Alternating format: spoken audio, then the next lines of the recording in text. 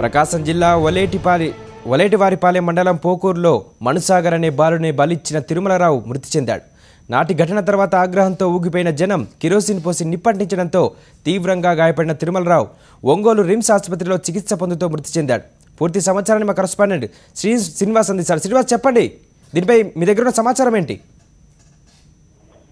నరేష్, 4 సంవత్సరాల బాలుని అతి కిరాతకంగా అత్యంత పాశవికంగా గొంతు కోసి చంపిన తిరుమలరావు మాంత్రికుడు సైకో తిరుమలరావు మృతి చెందాడు. అతన్ని అదే రోజున పోకూరులోనే గ్రామస్తులంతా ఆగ్రహంతో అతని మీద చెట్టు కట్టేసి చితకబాది పెట్రోల్ పోసి నిప్పంచిన విషయం మనకు తెలిసింది. అయితే ఆ రోజు నుంచి ఇప్పటి వరకు ఒంగోలు రిమ్స్ ఆసుపత్రిలో తిరుమలరావు చికిత్స పొందుతున్నాడు.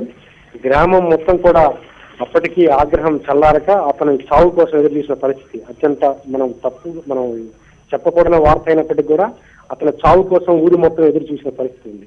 ఆ ఆగ్రహంతో కోపం చల్లారకుండా గ్రామస్తులు మొత్తం కూడా అతని ఇల్లు ఏదైతే ఉందో తిరుమలరావు ఇల్లుకి మొత్తం కూడా నేలమట్టం చేశారు. ప్రొక్లైన్తో మొత్తం పెకిలించి వేసి చదువు చేసిన పరిస్థితి. అయితే పోలీసులు కూడా ఈ నేపథ్యంలో ఆ గ్రామస్తులను ఏం చేయలేని పరిస్థితి, కేవలం ఆ ప్రొక్లైన్ మాత్రమే అదుపులోకి తీసుకున్నారు. ఎందుకంటే వాళ్ళ కడుపు మంట ఆ విధంగా ఉందని మాత్రమే అందరూ అర్థం చేసుకున్న పరిస్థితి.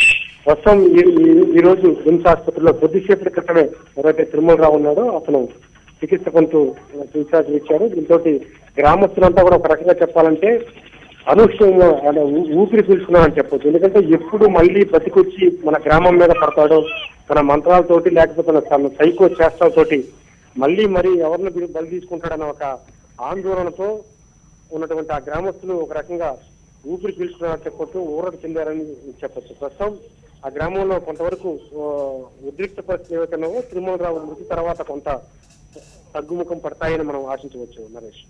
ఓకే శ్రీనివాస్.